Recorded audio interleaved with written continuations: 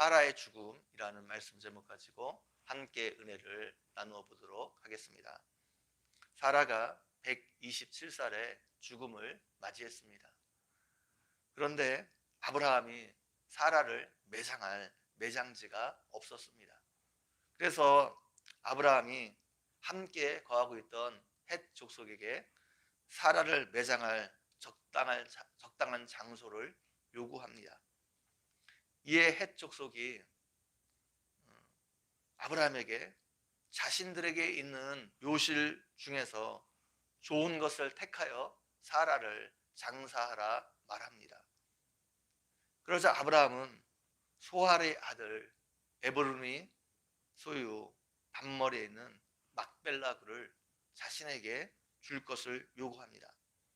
자신이 충분한 대가를 주고 그곳을 사라의 매장지로 삼겠다 말합니다. 에브론이 그냥 무상으로 주겠다 말했지만 아브라함은 이것을 거절합니다. 적당한 가격을 주고 그 밭을 사서 사라를 장사하겠다 말합니다. 아브라함이 은 400사개를 주고 막벨라 굴과 그 주변에 있는 밭을 사서 사라를 거기에 장사 지냈습니다. 이후에 아브라함과 그의 후손들이 대대로 그곳에 매장이 되었습니다. 이스라엘 백성들은 보통 장례를 지낼 때 가정묘에 장례를 지냈습니다. 대대로 내려오는 가정묘가 있고 그 묘에 모든 자손들이 장례를 지냈습니다. 묘는 보통 동굴 형태로 되어 있었습니다. 입구는 큰 돌로 막아 놓았습니다. 묘 입구에 들어가면 왼쪽에 시신을 놓는 공간이 있었습니다. 그곳에 시신을 장사 지냅니다. 그리고 시간이 지나 시신이 다 부패하게 되면 뼈만 남습니다. 그러면 나중에 그 뼈만 모아서 한쪽 공간에 놓았습니다. 다음 가족이 죽으면 똑같은 방식으로 그곳에 장사를 지냈습니다. 이렇게 조상 대대로 같은 묘에 장사를 지냈습니다. 사라가 묻힌 이 막벨라 굴에 아브라함도 묻히고 이삭도 묻히고 나중에 야곱도 묻히게 됩니다.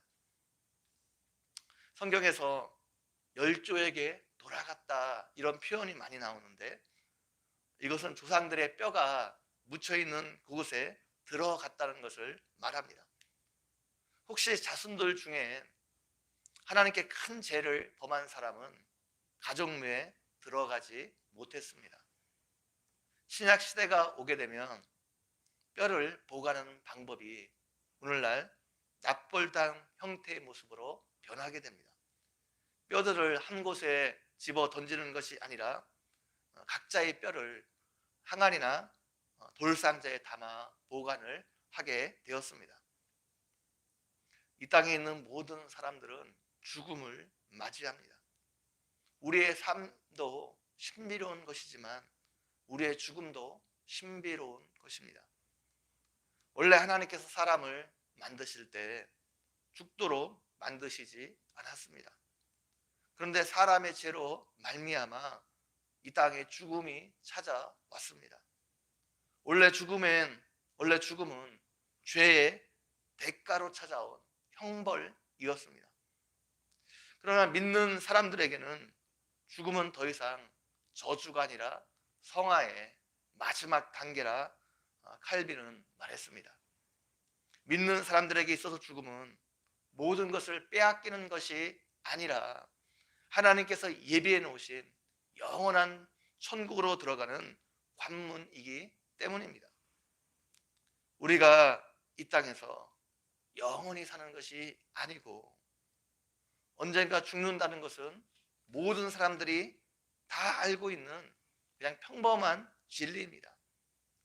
그런데 그것을 깊이 있게 생각하며 살아가는 사람은 별로 없는 것 같습니다. 우리가 언젠가 죽는다는 것을 생각하고 우리 인생을 바라보게 되면 우리 인생이 전혀 다르게 보입니다. 그것은 마치 우리가 높은 곳에 올라가 이 땅을 바라보는 것과 같습니다. 땅에서 보면 아무리 높이 보이는 건물도, 아무리 크게 보이는 건물도 하늘 높은 곳에 올라가서 보게 되면 성남갑처럼 조그맣게 보입니다. 더 높이 올라가면 너무 적어서 그것조차도 보이지 않게 됩니다. 마찬가지로 우리 인생을 죽음의 관점에서 보게 되면 모든 것이 새롭게 보입니다. 우리가 그렇게 중요하게 여겼던 것들이 별것 아님을 알게 됩니다. 우리에게 그렇게 커 보였던 문제들이 아무것도 아닌 것임을 알게 됩니다. 우리의 인생을 죽음의 관점에서 보게 되면 우리의 가치관이 완전히 바뀌게 될 것입니다. 이 땅의 모든 것은 우리가 어차피 다 놓고 가야 합니다. 우리가 영원히 소유할 수 있는 것 아무것도 없습니다. 그래서 사도 바울은 땅의 것을 바라보지 말고 위의 것을 바라보라 말하고 있습니다. 하늘의 것만이 영원하기 때문입니다. 이 땅에서의 삶은 하나님께서 우리에게 선물로 주신 시간입니다. 그러나 모든 사람에게 동일한 시간이 선물로 주어지지 않습니다. 사람마다 주어진 시간이 다 다릅니다. 우리가 이 땅에서 얼마나 오래 사느냐, 물론 그것도 중요하지만 그것보다도 훨씬 더 중요한 것은 우리가 이 땅을 살아가면서 무엇을 남겼느냐, 무엇을 하면서 살았느냐, 이것이 훨씬 더 중요합니다. 우리가 이 땅에서의 삶으로 모든 것이 끝나는 것이 아니라 그 이후에 반드시 하나님의 심판이 있기 때문입니다. 우리가 이 땅에서 어떻게 살았느냐, 하나님께서 그것을 평가하시고 물어볼 날이 반드시 있기 때문에 그렇습니다. 그때 여러분은 하나님께 무엇이라 대답하겠습니까? 아브라함의 아내 사라는 이 땅을 살면서 무엇을 남겼습니까? 이 땅에 사는 동안 사라는 믿음의 싸움을 잘 싸웠습니다. 믿음이 흔들릴 때도 있었지만 마지막까지 약속의 말씀을 붙들었습니다. 믿음으로 이삭을 낳았고 믿음으로 이삭을 양육했습니다. 사라가 평범한 삶을 살았지만 그녀의 죽음이 위대하고 귀한 것은 그녀가 그 평범한 삶을 믿음으로 살았기 때문입니다. 이삭 하나 낳고 키우고 간 생애였지만 그 일을 사라는 믿음으로 행했습니다. 젊었을 때는 아이를 낳지 못하는 여자라 사람들의 멸시와 저주를 받았습니다. 웃을 수 없는 인생이었습니다. 그런데 하나님께서 사라를 웃게 하셨습니다. 사라는 믿음으로 이삭을 낳았고 믿음으로 이삭을 양육했습니다. 다른 것은 다 가치가 없습니다. 아무리 돈이 많아도 결국에는 다 소용이 없습니다. 권력도 명예도 다 덧없이 없어지고 말 것입니다. 마지막에 가치 있는 것은 여러분이 믿음으로 행한 것입니다. 교회에서, 가정에서, 내 직장에서, 일상의 삶에서 믿음으로 행한 것들만 가치가 있습니다.